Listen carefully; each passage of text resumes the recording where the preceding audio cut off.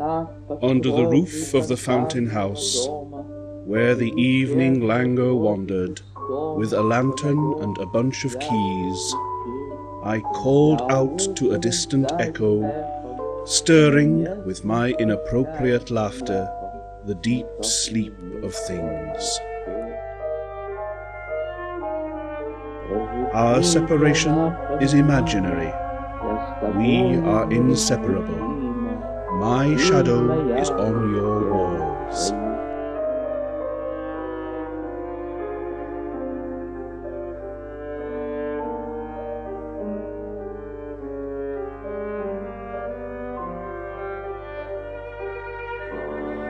Deus conservat omnia. God preserves all things.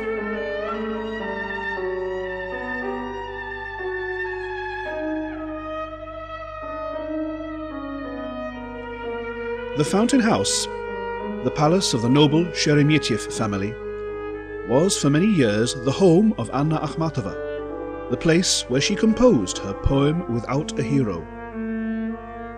When she first came here, Count Sergei Dmitrievich Sheremetev, a collector of his family's traditions, was still alive. The Sheremetev family had lived here since the time of Peter I. Field Marshal Boris Petrovich Sheremetev and his descendants appear in many of Russian history's most glorious pages, playing significant roles in the evolution of her statehood, her culture, her art.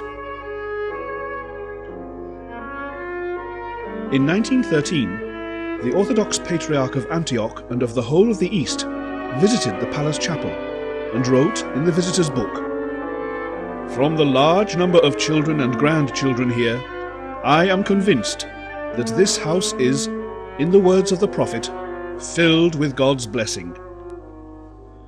But the family would not live in this blessed house for much longer. The Russian Empire was about to be burst asunder by war and revolution.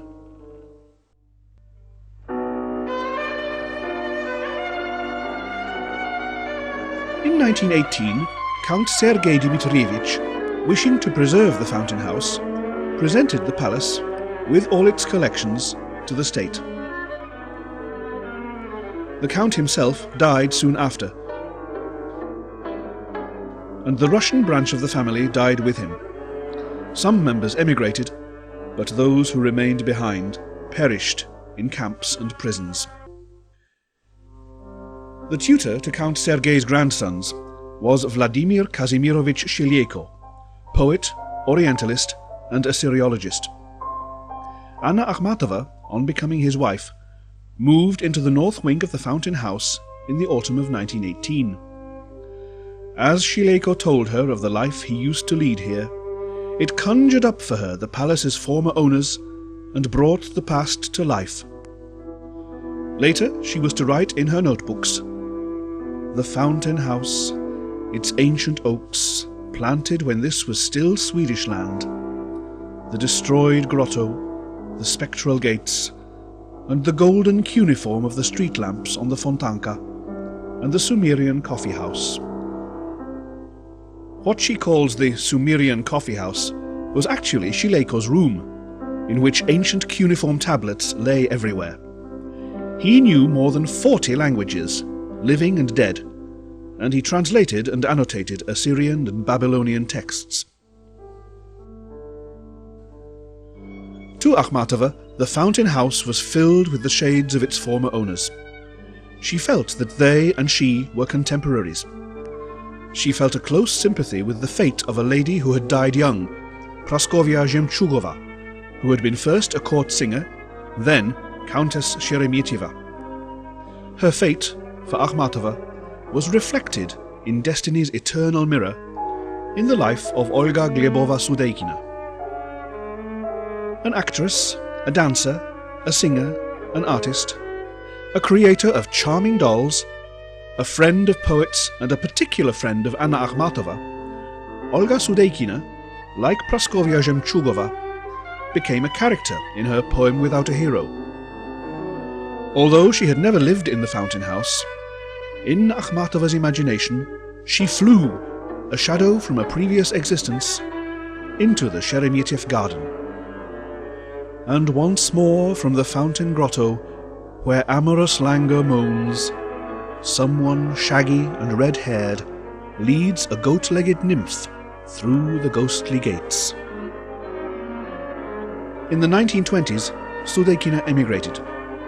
She died in Paris in 1945, in poverty, in illness, and alone. It was as if Akhmatova sensed her death from afar. Is it you, confusion psyche, fluttering your black-white fan, bending over me?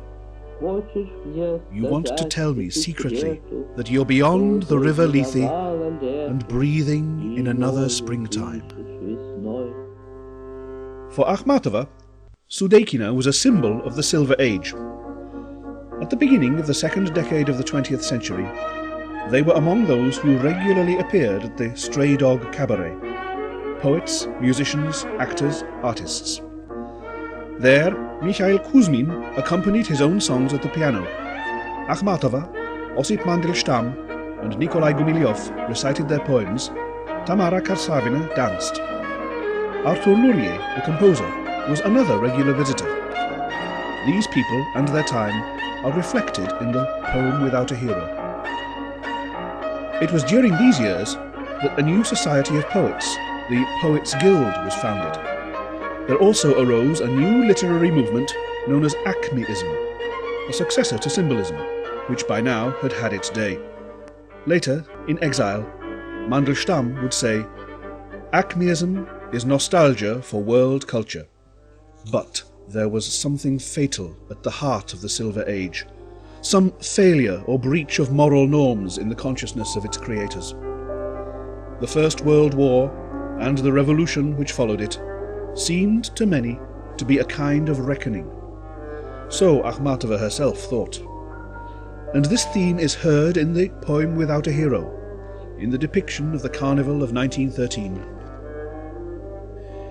In any case, the day of reckoning is at hand. See, there in the sleety storm, the blackamoors of Meyerhold taking up their game again. Akhmatova did not bow before the authority of the new Soviet state, but she remained in Russia.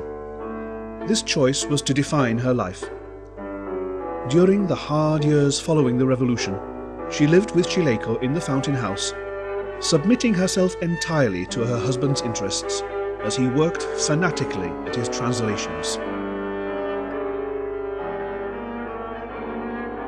In 1918, his version of Gilgamesh, the ancient Assyrio-Babylonian epic, was published. Gumilev translated it into French, consulting on this work with Shileiko. Since Akhmatova had left Gumilev for Shileiko, they were, so to speak, rivals, even though her marriage to Gumilev had already become a marriage in name only. However, these difficulties in their personal relationships did not preclude their cooperation.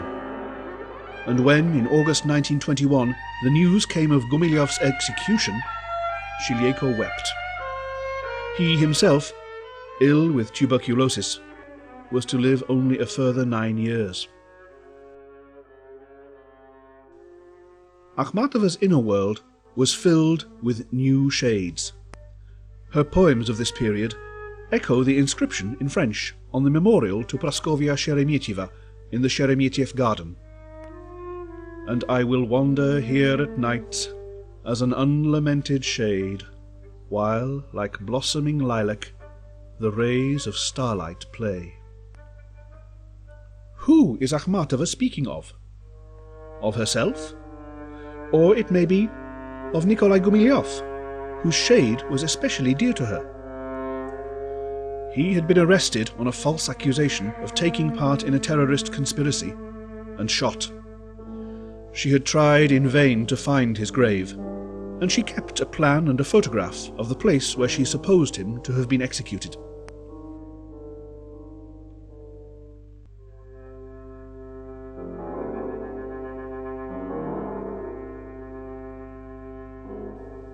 Just so had Pushkin searched for the graves of his Decembrist comrades, revolutionaries executed by order of Nicholas I in 1826, and had sketched their silhouettes in the margins of his manuscripts. With every passing year, the circle of her friends was diminished by repression, illness, emigration. Preserving the memory of those closest to her, Akhmatova continued to speak of them in her poems. "To forget is a terrible thing. I remember everything," she would acknowledge. In the autumn of 1920, Akhmatova and Shilieko quitted the Fountain House and separated from each other soon after. For a long time, Akhmatova was unable to find a home of her own. Her address changed often, but wherever she found refuge, it was either on or not far from the Fontanka. Finally, fate allowed her to return to the Fountain House. Nikolay Nikolayevich Punin once wrote to her, "I sensed that it was important to you to live on the Fontanka, where so much of Petersburg is." A historian of art who worked at the Russian Museum, Nikolay Punin was given a flat in the servants' wing of the Sheremetev Palace in 1922. To this flat, Akhmatova came, at first only to visit him. Punin lived here with his wife, Anna Yevgenyevna Aryans, and their daughter Irina. They were relatives and neighbours. Akhmatova moved in with them at the end of the 1920s, but she always felt herself to be a guest, not the mistress, in his house. Nevertheless, their union lasted for 15 years. They had been friends for a long time. At meetings of the Poets' Guild held at the Gumilev's house in Tsarskoye Selo, Punin had been a regular visitor. It was in this house, just outside St. Petersburg, that all three had passed their childhood and youth together. The warden of the girls' high school which Akhmatova attended was the poet Innokenty Aniensky. He was also director of the boys' high school, where Gumilev and Punin were students. For all three of them, the memory of Aniensky was sacred. Akhmatova and Punin were united by their memories of Tsarskoye Selo, by the shade of Pushkin, who had also been to school there, haunting the palace parks. In Punin's room was an engraving of Kiprinsky's portrait of the poet, a kind of sign of Pushkin's presence, both in their lives and in the Fountain House. Pushkin and Petersburg, these were what Akhmatova treasured above all, as she tried to preserve the traditions of classical culture which were being called into question by the new art of the avant-garde. Nikolay Punin had been one of the founders of the Department of Icons in the Russian Museum, but now, in the middle years of the second decade of the 20th century, he saw his principal task as being to stand up for the new artistic movement of the avant-garde. He was a fierce supporter of that art whose mission was to implant in the new Russia a new national consciousness. Like the majority of the futurists, he was ready to work together with the Soviet authorities after the revolution.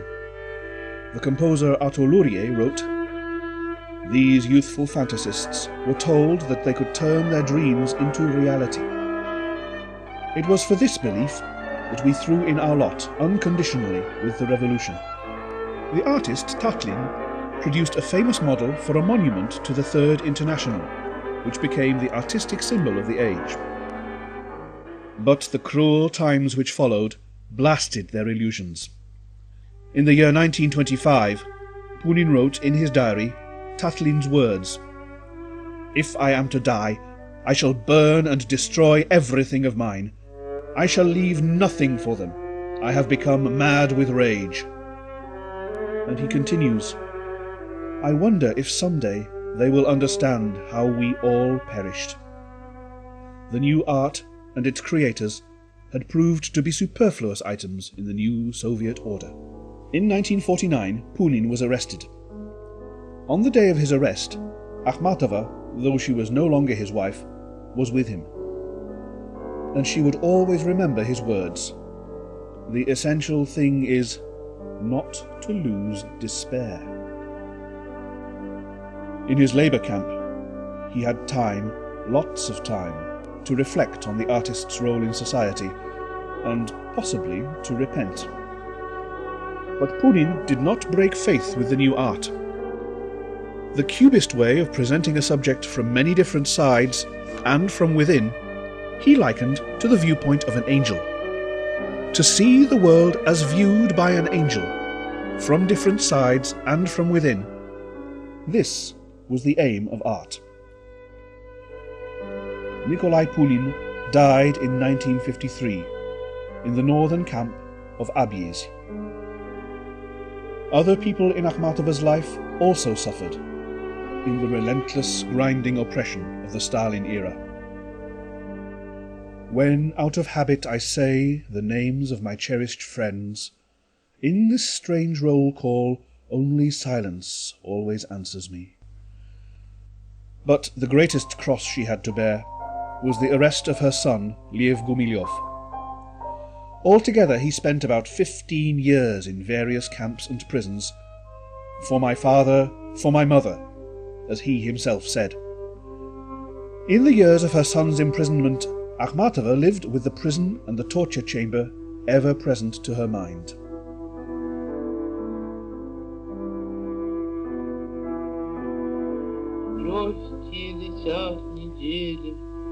The light weeks will take flight. I won't comprehend what happened. Just as the white nights stared at you, dear son, in prison, so they are staring again with the burning eyes of a hawk, talking about your lofty cross and about death. She herself repeatedly came close to being arrested, and in 1946 she was put under external surveillance. Every time she left her home, she felt that a police spy in plain clothes was following her. In 1940, Akhmatova began her Poem Without a Hero, finding salvation in the creative labour of giving some kind of meaning to the tragedy of the age and to her own fate. Through the multitude of personages and events in the poem, we can discern hints of a subject, the story of the suicide of the poet Vsevolod Knyaziev. A love triangle is set up, in which Knyaziev is Pierrot, Olga Sudeikina is Columbine, and Alexander Blok is Harlequin. The casual, absurd death of the young poet, the Pierrot of Akhmatova's poem, heralds the future miseries and catastrophes of the 20th century. Of all the ways for a poet to die, foolish boy, he chose this one. He could not bear the first insult. He did not know on what threshold he stood, and what road spread its view before him. But the poem's main feature is not this subject, but the city and the era in which Akhmatova lived, together with her interpretation of all that the 20th century brought for Russia. The Second World War and the blockade of Leningrad, to which the second part of the poem is devoted, form one of the poem's culminating passages. Akhmatova was evacuated to Tashkent in the autumn of 1941, when real famine began to take hold in Leningrad. Many of those close to her stayed behind in the blockaded city, among them Vladimir Georgievich Garshin. The section of the poem dealing with the blockade is dedicated to him, with the words, "To my city and my friend." The whole country knew Akhmatova's war poems, her poems of courage and her poems dedicated to the children of the blockade.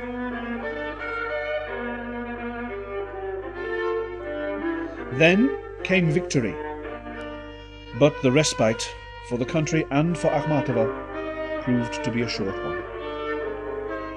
Everything changed after her meeting with the philosopher Isaiah Berlin, which took place in the Fountain House in 1945. Berlin was at that time attached to the British Embassy. Their conversation was for her like news from the free world. In the Poem Without a Hero, Isaiah Berlin appears as the guest from the future, whose steps Akhmatova hears in the White Hall. But hard on the heels of this moment of freedom came her punishment. The party decree of 1946, proclaimed by Stalin's deputy, Andrei Zhdanov. And once again Akhmatova found herself cut off from her readers, and once more the era of repression overtook her. And from behind barbed wire, in the very heart of the taiga, I don't know which year, having become a heap of camp dust, having become a terrifying fairy tale, my double goes to the interrogation.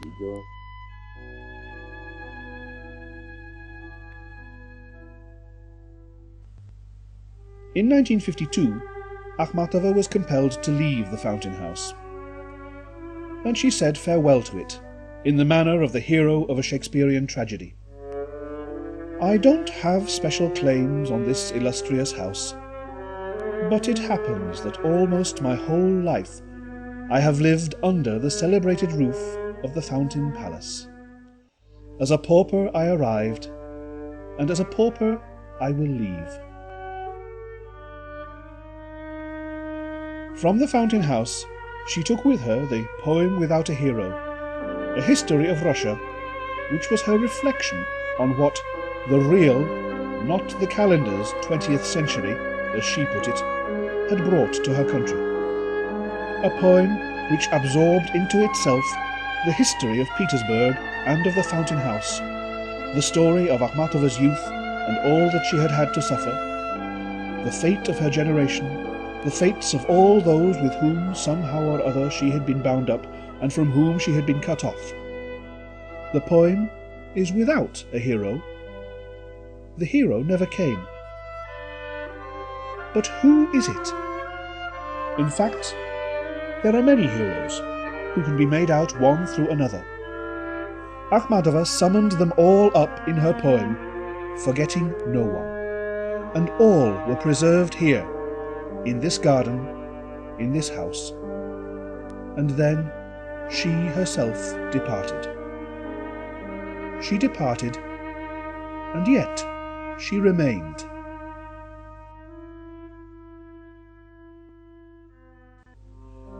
God preserves all things, especially the word of farewell and of love, like his own true voice.